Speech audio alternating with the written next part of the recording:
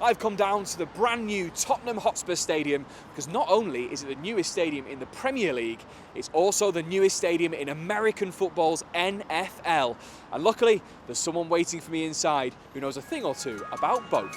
Good evening and welcome to highlights of the semi-final first legs in the Europa League and the Europa Conference League. Some of the finest managerial talent in Europe involved in the Final Fours, from the experienced Hard Knocks campaigners to the young up-and-comers, pitting their wits against each other for a crack at some silverware. Description that can also apply to Don Hutchison and Rory Smith here in the studio with me.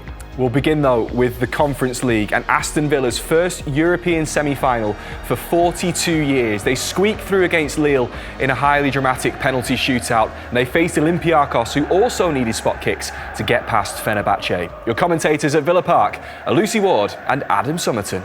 Absolutely, and that slow start, it's interesting. The Italian media last week likened Liverpool to walking like they were going to the dentist. And yesterday I sat down with Jurgen Klopp and Alisson Becker to talk about the shock of last week at Anfield. And Danny Jamieson back from sunny Seville. Indeed, from Sevilla to severe pressure at the bottom of the Premier League, as you were saying earlier, Jules. The bottom 9 covered by only 5 points, and we're going to see 5 of those teams on BT Sports Score today. But Jules, we're watching Manchester United warm up at very, very close range. The man who graced this pitch so many times as a player, Gary Palace, you were there on the pitch that night in Rotterdam winning the Cup Winners' Cup. What are your memories of the game?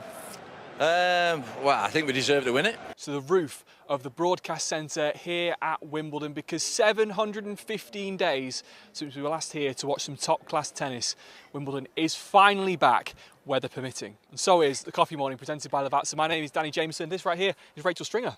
Welcome back to BT Sports Score. It's half-time up and down the country. Here's what's happened so far in the first 45 minutes, starting with the Premier League, where earlier today, Bournemouth got a huge win. They beat Liverpool by 1-0. 47 games unbeaten now, guys. They are becoming and proving 1,000 Sunday League teams correct and becoming buy and never losing, aren't they? They're just in that zone at the moment. In the zone, aren't they? They don't have to lose. There's some very, very angry Spurs fans on social media. Ed is asking, why do we have absolutely no consistency? Beat City one week, then get battered by Leicester the next. Thomas, zero confidence for the Milan tie. We look shambolic. And Adam, picking out the back three, Dyer, Tanganga and Davis, not the back three you want if you're expecting Champions League football. Have they been an issue today?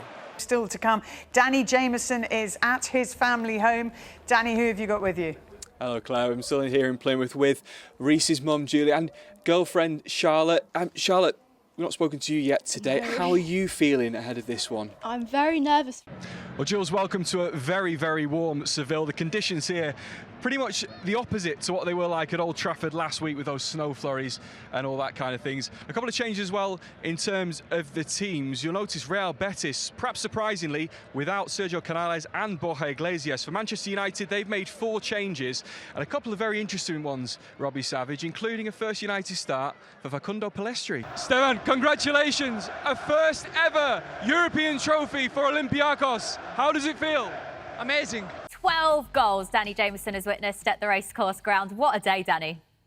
One ordinary day of Vanarama. That's all I want. Will never, ever happen. 12 goals, an extraordinary day at the racecourse. Wrexham got 7 of them, keeping up their 100% home league record. 2 for Aaron Hayden, 2 for Paul Mullin, 1 each for Tom O'Connor, Luke Young and Ollie Palmer. Barnet more than played their part. Harry Pritchard, and then 2 for Nicky Kabamba and 2 for Idris Kanu. But it wasn't quite enough. As you say, it is the highest scoring game in National League history. It's finished Wrexham 7, Barnet 5. If you've got your eyes on a late Wimbledon wildcard, come down to Court 20 where you can sharpen up your skills. I found another Danny to have a hit with. Here we go.